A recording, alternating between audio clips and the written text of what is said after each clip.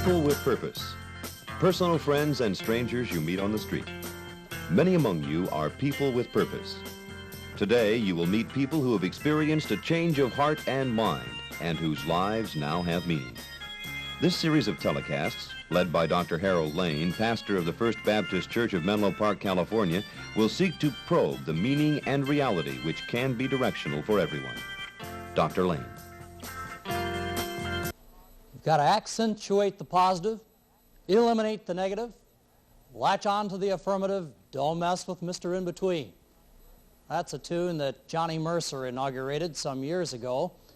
It wasn't intended to be a religious hymn nor a theological ditty, but it carries with it so many innuendos that we of today really need to grasp the meaning of. Being positive, thinking affirmatively. How many of us have said, well, why should I try anyway? I'm a loser. Anything I do would make no difference anyway. Reminds me a little bit of the cartoonist Al Cap and Little Abner. Perhaps you've read him and you have seen in his script the man Gloomy Gus. He walks around with the cloud over his head raining on the sunniest of days. He can't find a bright spot. How many of you are having trouble finding the bright spot in that cloudy sky? The silver lining, seemingly so elusive. Yes, the elusive dream, the unattainable. How many of us are pessimists by nature? Today I have as a guest of mine Mr. Positive Thinking himself. That's right, Dr. Norman Vincent Peale. He's going to be sharing with us in a few moments his philosophy of life, the power of positive thinking. Before we talk to Dr. Peale, I would like to suggest to you that I've written a little book entitled People with Purpose, and I hope that you will write for it, Box 7744, San Francisco, and let us know of your interest and concern in the little booklet and also in the program. Now we're going to hear from two young men, Mike Johnson and Jim Yallely, who are certainly positive as they sing for us now.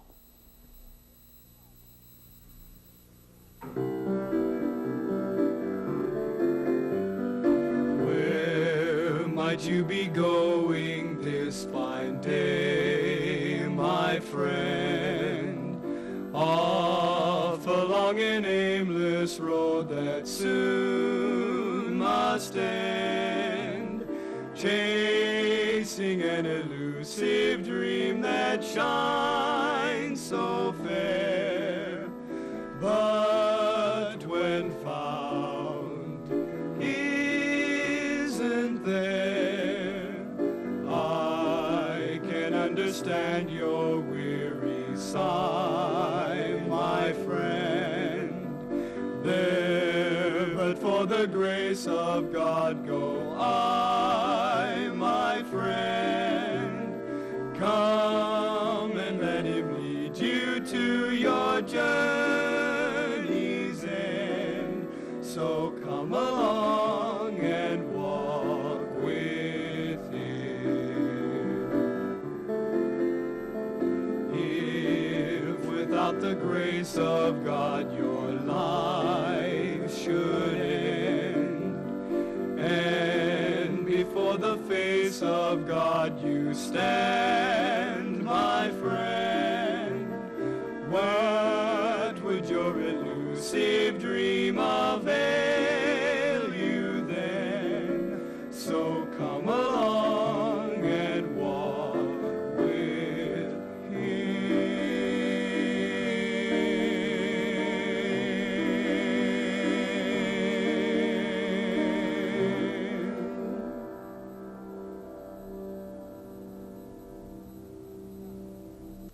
Who hasn't heard of Dr. Norman Vincent Peale? He's probably one of the most noted clergymen in our country today. Very highly thought of. His booklet, the magazine, I guess I should call it, Guideposts, is read by thousands and maybe even millions. He's written many, many books. I don't even pretend to start showing any of his books. We'd need a library to have them all displayed here. I suppose the most popular and well-known book that he has written, The Power of Positive Thinking, has been read worldwide. Many, many people have read the book. Dr. Peel has traveled extensively. He's spoken in many, many countries, and needs no introduction, I'm sure, from anyone such as myself. I'd like to ask you, Dr. Peel, how did you strike upon this thought of positive thinking? Where did it come from? Well, it grew out of personal necessity. When I was a young boy, I was very shy and bashful, backward. In fact, I sometimes say I had the biggest inferiority complex that was ever born in the state of Ohio, my native state. And anybody who suffers from an inferiority complex is bound to be miserable. So I decided I had to get through with it. I had to find a formula that would overcome it.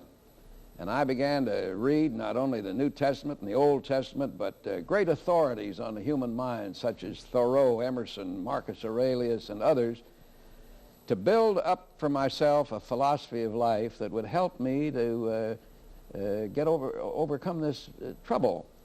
And I found later on that other people were thus afflicted, so I decided to write a book on the subject, and I simply coined the phrase, the power of positive thinking, which means nothing more nor less than faith in Christ, faith in God, faith in people, faith in yourself. And that's pretty positive. Well, I think so.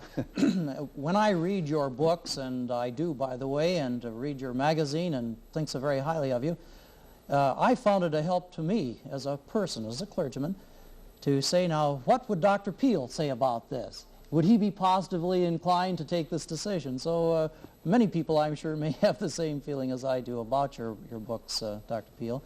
Do you, in your writing of the book and of other books, you feel there are steps that should be taken after this positive thinking, the power you have? Step 2, after you've had the power of positive thinking, is what? Well, step 2 is that you have to renew it daily.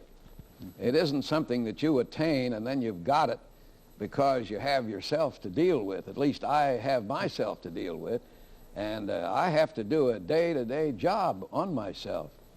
But then I think after you've more or less gotten yourself under control and organized, then it is your duty to get out and help other people to find the same experience and help to make a better world. That's what it's all about. That's why we're here, I think. Our purpose then in being here is to make a better world in which to live. Yes, I believe that we have to get our own soul saved, so to speak. Then we have to help other people to achieve the same thing and to build a better climate in which people can grow spiritually, morally, intellectually. Would you say then that what we're really trying to do is to reach the individual, the person, rather than trying to reach society as a total, but the person, having been changed, will make his contribution to society? Or Oh, absolutely. I think that there is no such thing as a mass mind. The mass mind is a multiplication of a great number of individual minds. The individual is the basic unit. So that people sometimes ask me, reporters, they say, how can positive thinking apply to the situation in the world today?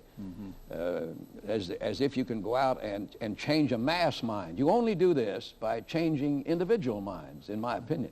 And I agree with that entirely. I think that's a tremendous philosophy. We reach the person for God, and then he has his effect in society. I read that in what you're saying. Well, that's right. Now, when I speak to an audience, how many ever people it is, I never think of myself as speaking to an audience. Because what's an audience? It's nothing but a composite of a lot of people. So I speak to Joe Dokes, Mary Smith, Bill Jones, or what have you, and thinking if I do that, then I get the whole crowd.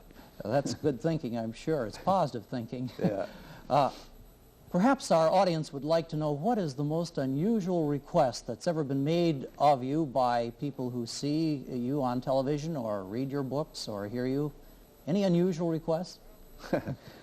Well, yes, I've had a great many. For example, I was in the Pittsburgh airport one day some months ago, and a very overdressed, sort of far-out woman of perhaps 30-something came up to me and she said, "Now look, my plane has been called. I have no time to waste. I want to ask you a question, and I don't want any pussyfooting or beating around the bush. I want it straight." I said, "Okay, sister, you give it to me. I'll give it to you straight." I adopted her same tactics. She said, "If I knock myself off, will I go to hell?" Now, that's quite a question, you know. Pretty pointed. Yeah. And I said, "Well, I'll tell you, I sent up a prayer to get an answer. I'm not smart enough to come up with it. I said, if you've got the guts to live, you'll go to heaven. How's that?" Oh. And she said, "Okay." And sometime after that, in the church in New York, this lady came up to me. I didn't recognize her at first. She said, "I took that advice. I'm on the way, not to hell, but to heaven." Oh, marvelous, marvelous. It's quite interesting. Yes, indeed. You're noted around our country, Dr. Peel, by many, many people as having the ability to set theme and topic, and also to discern what's going on around the world from a religious point of view as well as a secular status. Have you noticed any major changes in the American people over the last, say, 20 years? Well, I think that the problems of the American people are basically and essentially the same that they've always been. There are only a few human problems, and they've always been here.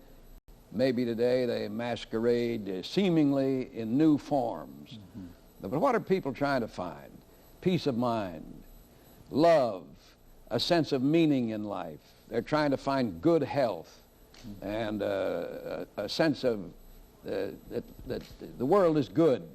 Mm-hmm. There is, I think, perhaps you know this far better than I, a deep spiritual wistfulness. It's easy today to talk to people about mm-hmm. the Lord Jesus Christ, about God, about their spiritual lives. They'll listen, and increasing numbers will really go for it. Sort of a hungering, as it were, for truth and meaning and for a purpose in their lives. Yeah, I think all these aberrations that you see around is a symbol of the fact that people are reaching for something that they haven't found. Now, sometimes they do it in bizarre, strange ways that are maybe dead ends, but at least we've got something there which, as ministers of the gospel, we really can satisfy if we can talk their language and get out on a level with them. I think you've touched upon a very important point, to talk their language, not to talk down to them nor up to them, but on the level, and let them know exactly how your heart beats in relationship to theirs. Yeah, I think about the basic thing is to let them know that we love them, right, and that we have esteem for them, yes, and that we want to help, be a friend.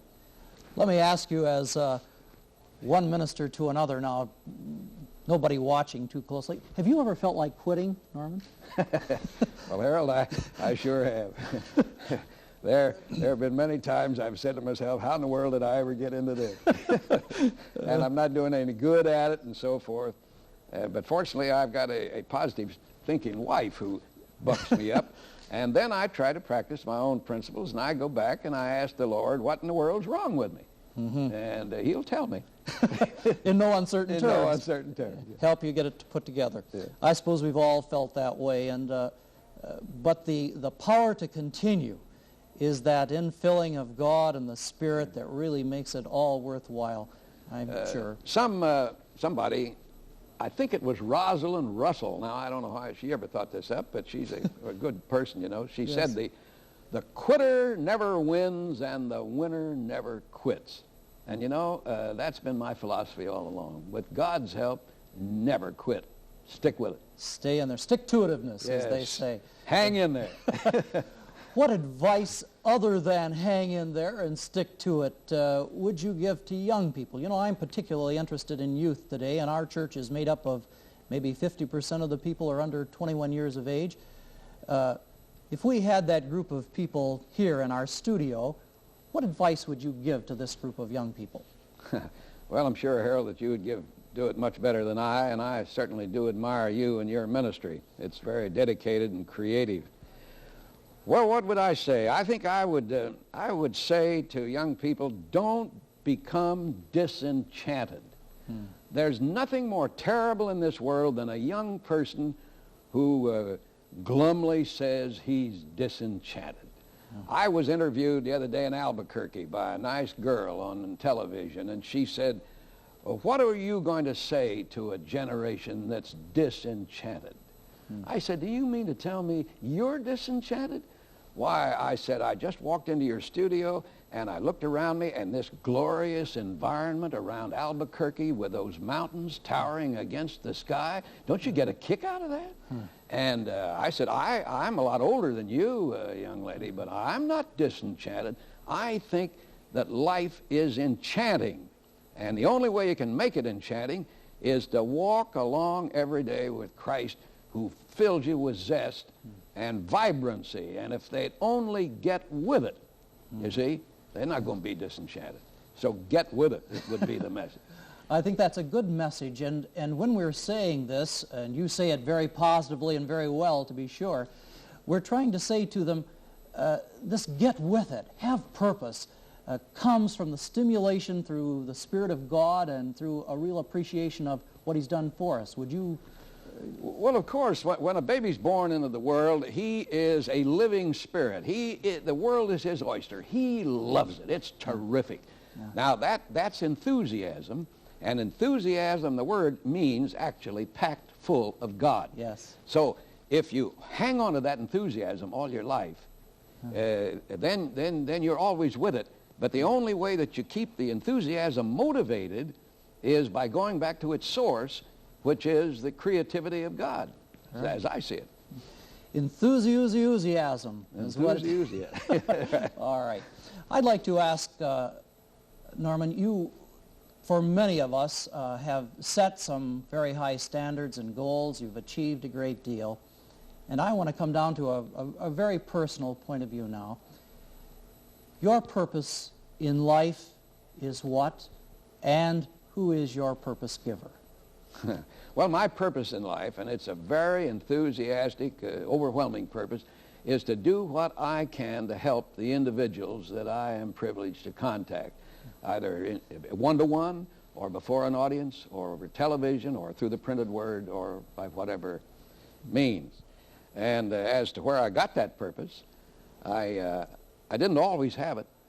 But when I became a converted Christian, when I gave my heart to Christ, when I had a spiritual experience, then this purpose welled up in my heart and it continues with undiminished enthusiasm. We've been talking to Dr. Norman Vincent Peale, and as I've sat here in the studio with him, he just inspires my soul. And I sit here and I think, boy, I wish I had a congregation to preach to. I'm set to go. It's like you say to Fido, sick 'em, go get 'em. And if you have that kind of purpose and people feel it, Dr. Peale, I'm sure that it's the kind of thing that's contagious. I feel it, and I trust that our viewers today have felt the contagiousness of positive thinking and the purpose that you have in your life of serving God and His Son, Jesus Christ. Now let's hear again today from a very lovely lady who also has purpose in her life. She sings for us, a member of our church, First Baptist Church, Menlo Park, Mrs. Margaret Packard. Give us the purpose of your life in music.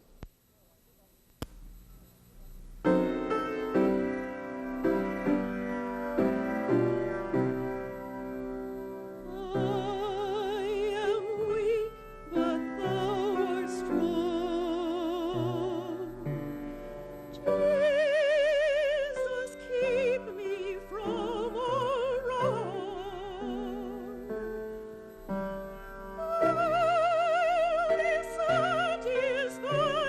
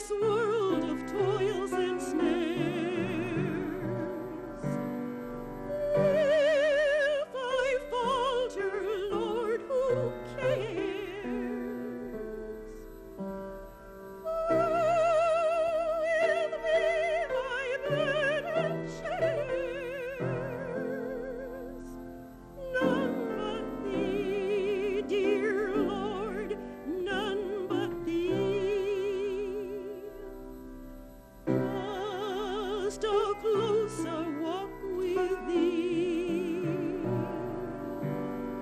Oh, dear Jesus, if you please,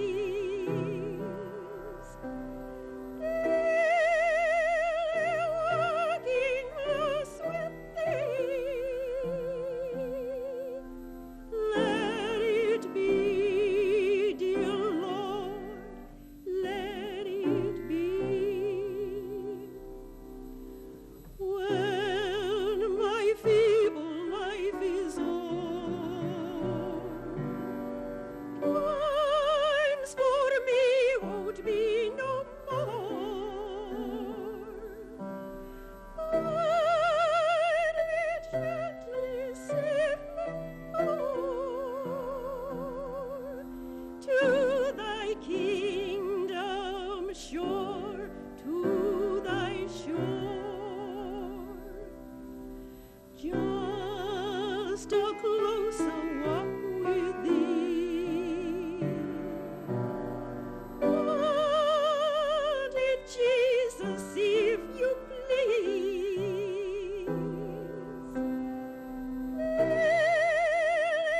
walking close with thee, let it be, dear Lord, let it be.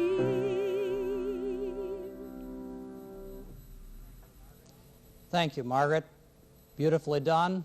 Certainly we are aware of the fact from not only your voice, but from your countenance, that you do have a personal relationship with this one of whom you sing. I know in whom I have believed, and am persuaded that he is able to keep that which I have committed unto him against that day. An interesting verse of Scripture, to be sure. I'm reminded of the operatic soloist, having sung her arias, who was asked to sing at a religious meeting. She selected for her song, "I Know That My Redeemer Liveth." After she had sung, everyone, even the critics, agreed that she had sung technically well. Her breathing was perfect. The inflection, the intonation, all that went to make a part of that solo, technically correct. But after she had completed singing, "I Know That My Redeemer Liveth," the maestro looked her directly in the eyes and said to her, "Oh, do you really?" She broke down, the very attractive lady, sobbing because she knew exactly what the maestro meant. She sang perfectly, but she didn't do it with meaning. She asked there, right at that point, "May I do it again?" And to the awe of all who were there assembled, they again went through the same number, and she sang the second time, again perfectly, again with the inflection correct, intonation perfect, harmony not faulted. And at the conclusion, the second time she sang this beautiful song, the maestro, with the hushed, stilled response of the audience, rapped upon his stand with his baton and said, "This time she really means it." I wonder today, when we're talking about knowing who we believe, trusting in someone, and having an affirmation of our own life and faith, if we really mean it. I know in whom I have believed, and am persuaded that he is able to keep that which I have committed unto him against that day. Not I wish, I hope, I suppose, I think, but I-K-N-O-W.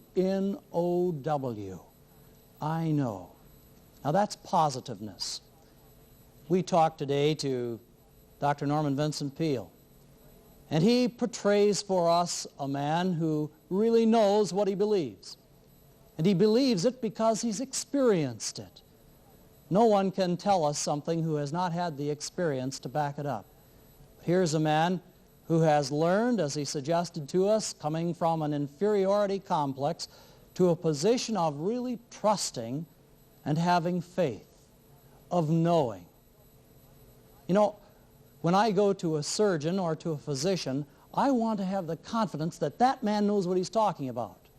If he starts looking at me and examining me and saying, you know you need an operation, I want to be sure he knows what he's talking about. I don't want him to guess or think or hope. I want him to know, to have real knowledge of the fact that I need the surgery and he knows how to perform it.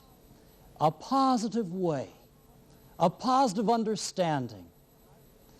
As I read the Scriptures, I've learned to place my confidence in one that I don't think about. I don't hope that perhaps he has some answers.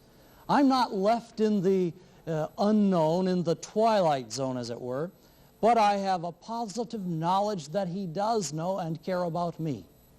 The Apostle Peter has said, casting all your care upon him. Why? Because he cares for you. Today, I would like to suggest to some of you who are not fully convinced, who need assurance in your life, who need the contentment of true trust and commitment, that you can have it. There is an answer to that desire of your heart, that question that burns within your soul. God will give you the ability to find that answer. Some, I suspect, today are wandering and groping and saying, if I could only find a purpose in life, what's it all about? Why am I here? Is there anything to be positive about? Can I really find that affirmation we talked about in the opening of the show, to accentuate the positive, to see the good things in life? You know, many people can go about finding all of the difficulties, all of the troubles, finding all of the dark clouds, but never really finding that peace that brings contentment, that inner calmness, the serenity that can pervade your soul. Now, I'm not talking about that and opting out of life or sticking your head in the sand like the ostrich, but I mean facing life with reality, doing it positively and without fear. Perfect love does cast out fear. And I would say to you today, as you witness this telecast, you can find purpose in your life. There is reason. And the great purpose giver of life is Jesus Christ. He came that man might have life and he might live it to the fullest. Not just exist, not just be, but live. I've written a little booklet entitled People with Purpose. This little book can be yours, free of charge. Won't cost a thing. All you need to do is write to Box 7744 San Francisco, and we will be most happy if you will entitle it to People with Purpose to send this booklet to you. Maybe you'd just like to write to us even if you don't want the book and say, we'd like to know more about this business of having purpose in life. So until next time, I'd like to say to you, keep on living, keep on serving, and be a person with purpose.